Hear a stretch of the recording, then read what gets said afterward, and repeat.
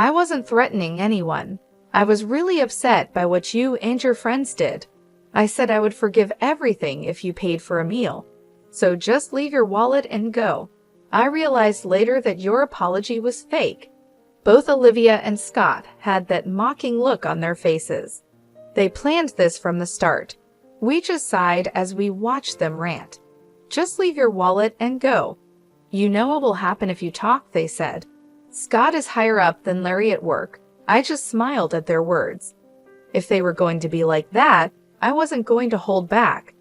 Are you sure about this? You'll regret it, I warned them. They thought I was joking and just laughed it off, saying they didn't care. I put my wallet on the table, and they thanked me mockingly, saying they'd give it to Larry later as a treat. Larry was furious, but I calmed him down and we left, ignoring them. Soon after, we took action and made sure they would regret their actions. I'm Laura. I live a peaceful life with my husband, Larry, and our son, Frank. Larry and I met in college and started talking more when we worked on group projects together. We shared hobbies and began dating soon after. We got married 5 years after graduating. A few years later, we had our son. Larry works in sales and is well respected at his company, though he had a tough start. He admires his father, who managed a company, and Larry wanted to follow in his footsteps in sales. I still get tough feedback, but I want to be like my dad. When Frank was born, my in-laws really helped us out. My mother-in-law went to cooking school and now works as a hostess at a famous restaurant. Her husband works with her, handling the business side. Their advice is always to do your best in whatever you're doing at that moment. I've always liked design. While working in administration, I used to draw for fun. This hobby became useful as I started taking freelance web design jobs. The projects got bigger over time. Then today, Larry came to me with an idea. Hey Laura, our company needs a designer. Want to try it? I really like your designs. It'll be busy, but I'll help you. What do you think? Your designs have a special warmth, he said. At first, I was unsure, but my father-in-law, who was visiting, agreed with Larry. With their encouragement, I decided to work on a design. Once I started, I was determined to do well. Larry and I worked together to come up with the best design. It took some time, but I finally made a design I was proud of. To my joy, they chose my design, and it sold really well. Larry and I were thrilled when we heard the news. We thanked my in-laws for their support, and they were as happy as if they had succeeded themselves. It's all thanks to your design, Laura, they said. It's really nothing. Having this experience means a lot. Thank you, I replied. This whole experience was a big moment for me. I started spending more time on web design, which was just a side job at first. Eventually, I made as much money from designing as I did from my day job. So I quit my administrative job and now work as a freelancer. Thanks to Larry's company, I also get to design whenever they launch a new product. Our son Frank, who is now in middle school, has grown into a smart and kind boy. He loves playing soccer for his school club. Life is good, but there's one thing that bothers me. It's about Olivia, whose son Kevin is in the same soccer club as Frank. Frank and Kevin are great friends, and they even ended up in the same class this year and often spend weekends together. Frank talks about Kevin a lot. Kevin came over to our house once, and he was very polite. I was happy Frank had such a good friend. However, Olivia can be a bit too much sometimes. I first met her during the school's open house. It was obvious right away that she was Kevin's mom. Kevin, you are definitely Mama's pride and joy, she said. Mom, stop, it's embarrassing, Kevin replied. After the class, during the break, Olivia loudly exclaimed, making Kevin embarrassed. I thought she seemed like a loving mom, but that wasn't quite true. Really, Kevin is by far the best. The others just seemed to be playing around during their presentation, she said loudly. The room went quiet. Kevin looked annoyed and said, Didn't I tell you to stop? Everyone took their presentation seriously. I couldn't help but wonder if her comment was really appropriate. Soon after, the parents had to leave for another meeting and started to leave the classroom. "Frank, you did well in your presentation. You have club activities today, right?" I said, "Yeah." Frank replied, "Do your best. I'm going to make your favorite hamburger steak for dinner." "Really? Awesome," Frank said happily. Before leaving the classroom, Frank talked to me, and the other kids told him he was lucky to be getting hamburger steak for dinner. I felt relieved seeing Frank handle the situation smoothly. At the parent-teacher meeting, we could sit anywhere, so I chose a corner seat. That's when Olivia approached and started talking to me. "Aren't you Frank's mother?" she asked suddenly. I was surprised by her directness, but she sat down next to me anyway. "I wanted to meet you. I'm Olivia," she said. I felt a bit trapped but listened to her. I wondered how she knew I was Frank's mother since we hadn't met before.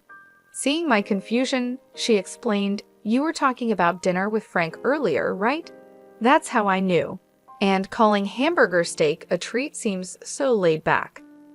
I was taken aback by her comment about our dinner choice, especially since we just met.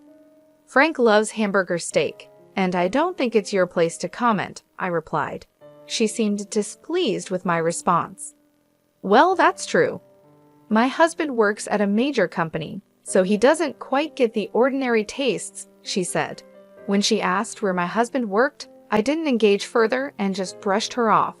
Fortunately, the meeting started and we settled down. After the meeting, she asked if I wanted to grab some coffee. I tried to decline a few times, but she insisted, saying, "Come on, it's just some mom friends bonding. Besides, Kevin and Frank are good friends." I felt I had little choice and agreed. We exchanged contact information and went for coffee. During coffee, she talked a lot about her wealthy life and her husband. Since then, she invited me for coffee several times a month. Although our kids got along, I wasn't too happy about it but went along. One time when I declined, she hinted, "You know, my husband knows a lot of people, even Frank's club coach." It felt like a subtle threat, so I maintained the reluctant friendship with Olivia. What shocked me further was finding out that Olivia's husband worked at the same company as Larry. I nearly spit out my drink in surprise when I found out Olivia's husband worked at the same major company as Larry. She had mentioned it was a major company, but never specified which one. I hadn't thought it would be Larry's company. I learned this when Olivia came to pick up Kevin from our house today. Kevin had been over to play, and I had planned to just meet Olivia at the door, but she came inside since the kids were still there. "Isn't your husband working for XYZ Corporation, Laura?" she asked. I nearly choked on my tea at her question. Seeing my shocked face, Olivia seemed pleased, and I had a bad feeling about where this was headed. "Why?" I asked. "Because I saw a business card in your room with your husband's name on it and recognized the company name," she explained. "Hold on, are you saying you just went into her room?" I asked, shocked. "No, I didn't mean to. I was just looking for the bathroom and happened to open the wrong door," she replied. I was relieved my sons weren't around to hear this.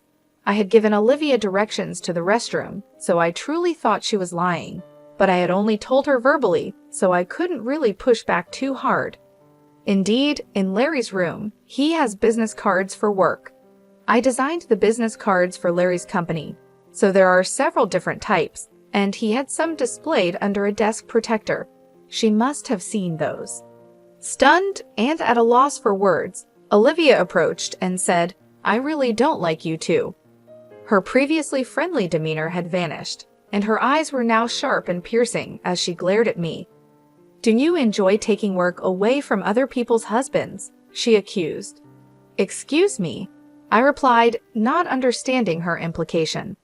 She threw out one last barb. "Well, whatever. Just remember, I'm gonna make sure you regret this." I was speechless and later recounted everything to Larry. "So Scott's wife is Laura's friend," he said, surprised. "It seems so. It must be a coincidence, but she seemed to have some sort of grudge against us," I said. "Who's this Scott guy?" I wondered aloud. Larry took a deep breath and started explaining.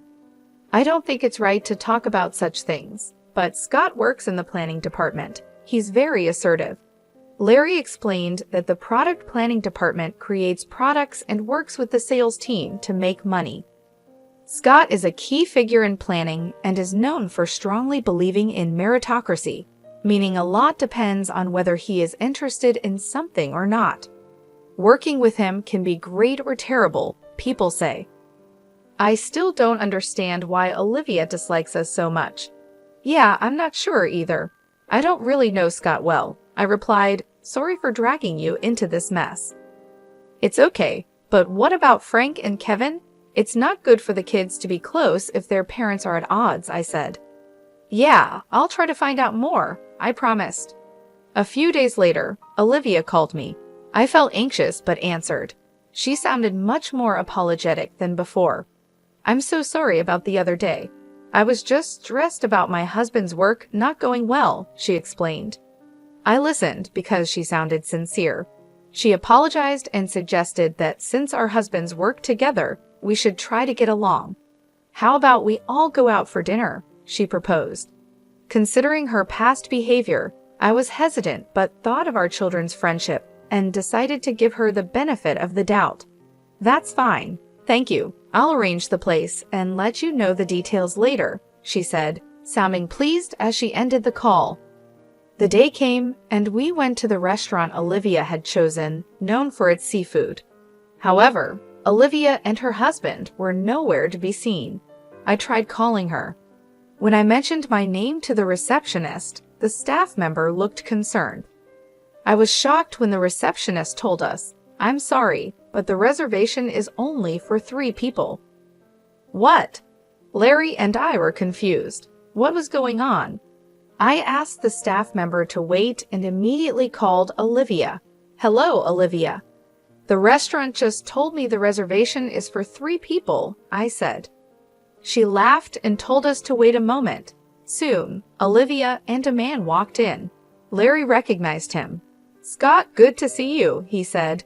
That's when I realized the man was Scott. Olivia and Scott were smiling broadly, which gave me a bad feeling. I'm sorry, I made a mistake with the reservation, Olivia said casually, which annoyed me. Then she said something even more shocking. Well, mistakes happen, but let's not waste the food, right? What are you getting at? I asked. Look, Larry, I'm soon going to be the head of the planning department. You're doing well in sales, but you're still a newbie. If you don't want things to go sour, you might want to listen to what I have to say, Scott said. Are you threatening us? I asked.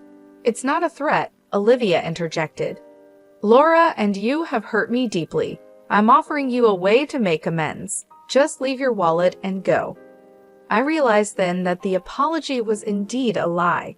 This was their intention from the start. We saw it as we watched them argue. Look, just leave your wallet and get out. By the way, you do know what will happen if you tell anyone about this, right? Scott's higher up than Larry, after all, Olivia said. At that, I couldn't help but smile. If they're playing it that way, there's no need to hold back anymore. All right, but are you guys sure about this? You're going to regret it, I said. They might have thought I was bluffing because the 3 burst into laughter. Like we care, they said.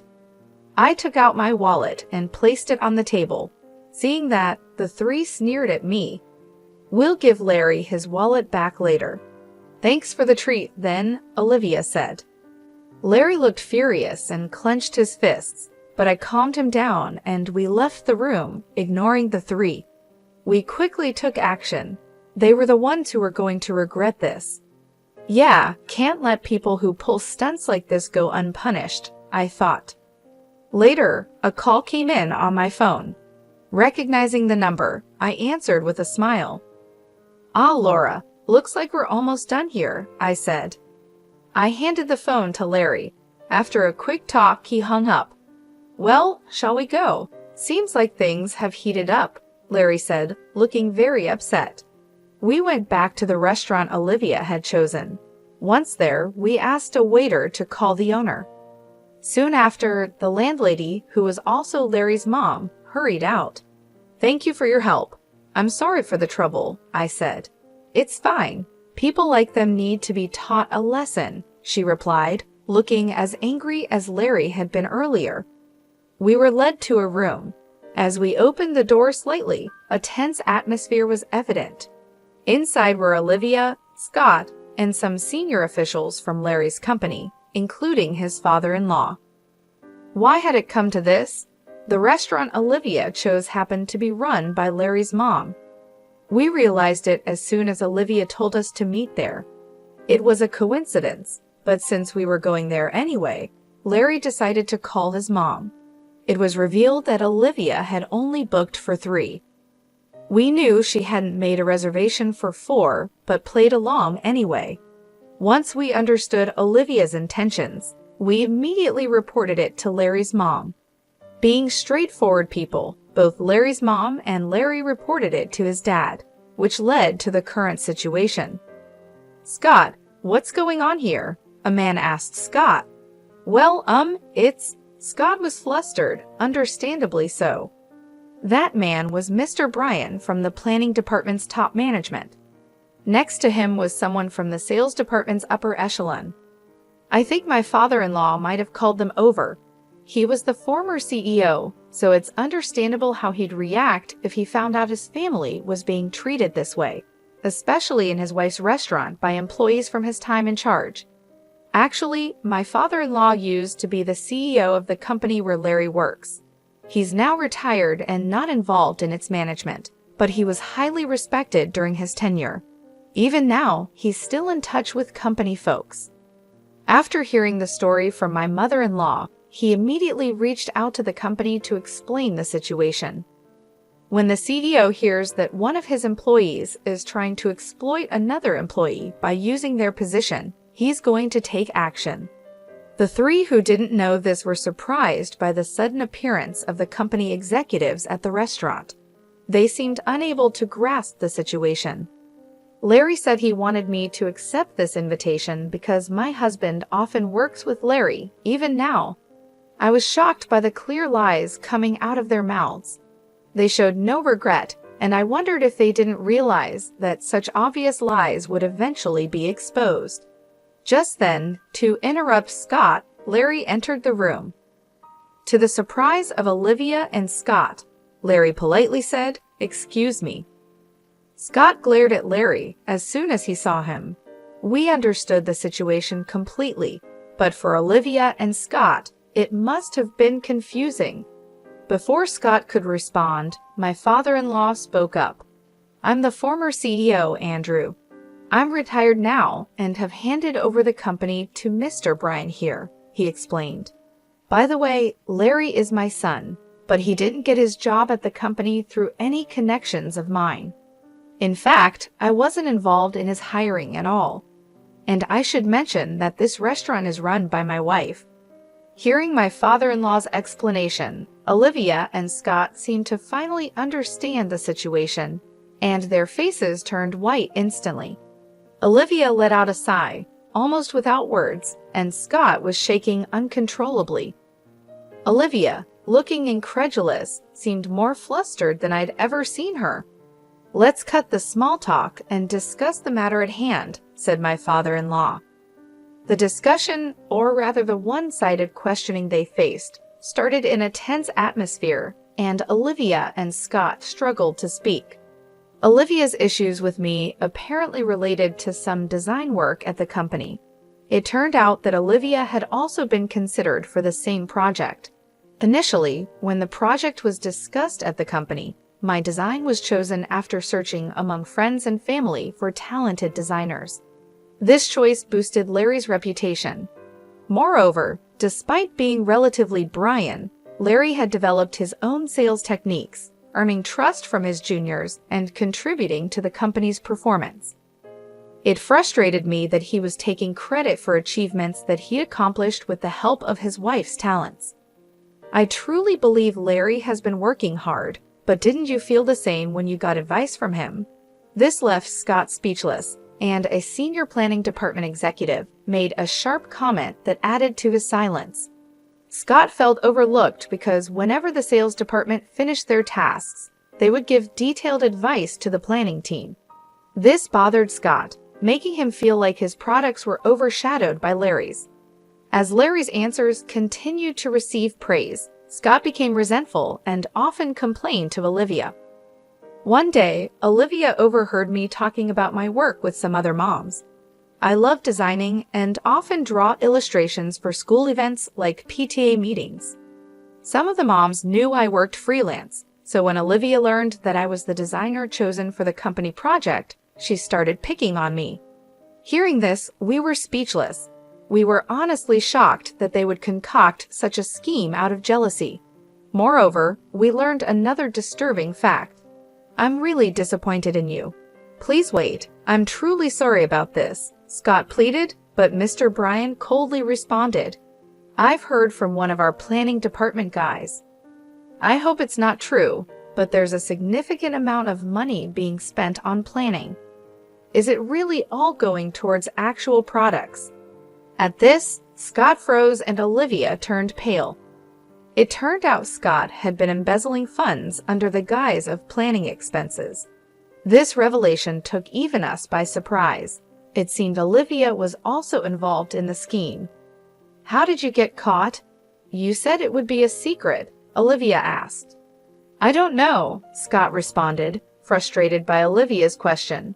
His expression was that of someone who had inadvertently admitted to embezzlement, but it was too late.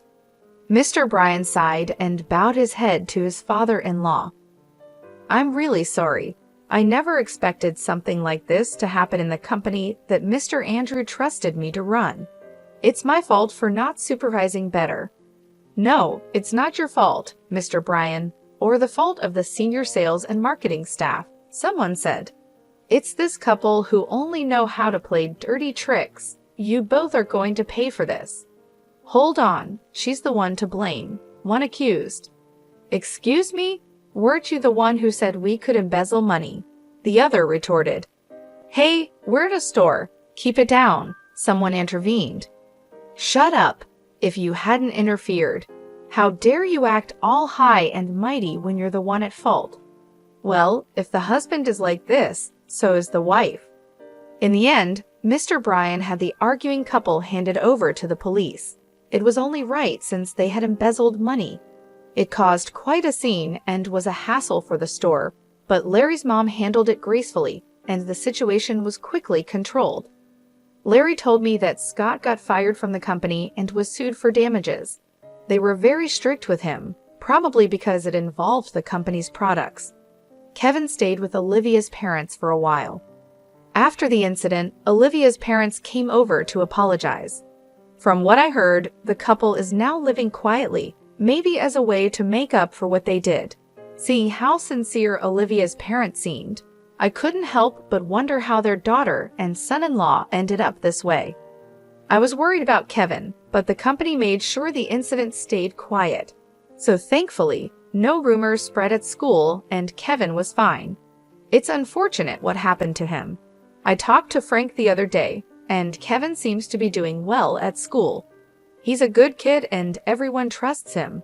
Rather than being sad about his parents, he seems more upset with them. That's good to hear. I haven't seen Olivia and Scott since that incident. Kevin, however, still hangs out with Frank and even comes over to our place from time to time. Watching the three of them play so happily, I hope they never end up like their parents. By a stroke of luck, we were safe this time, but I truly believe that our daily actions attract the people and opportunities in our lives. I want to cherish my relationships with others more than ever.